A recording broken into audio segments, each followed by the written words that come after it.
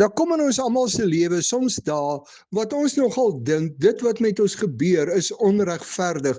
Ons het dit nie verdien nie. Hoe kan mense sulke lelike dinge aan ons doen?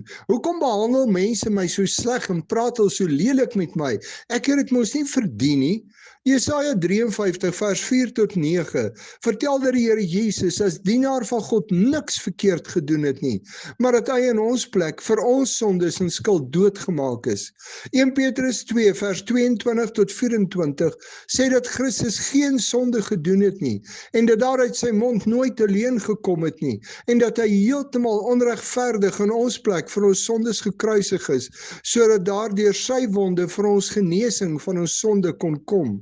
As ons voel dat ons nie regverdig behandel word nie en die lewe baie onregverdig is, dink aan hoe onregverdig Christus behandel is.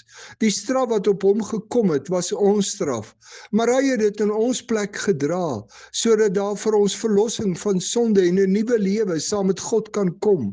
Omdat Christus in ons plek onregverdig behandel is en vir ons sonde gekruisig is, kan ons nou onreg dra, want dit herinner ons aan Christus wat onregverdig in ons plek moes sterf en so vir ons verlossing gebring het. Op 6 Oktober 1536 is William Tyndale naby Brussel eers verwrig en toe verbrand, omdat hy die Bybel in Engels vertaal het.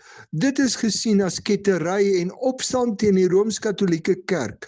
Hy kon hierdie onreg verdra, omdat Christus wat sonder sonde was, in sy plek vir sy sonde en skuld betaal het, en hy vrede met God kon hê. Help die onregverdigheid van die lewe vir jou, om meer te verstaan van wat Christus vir jou aan die kruis gedoen het.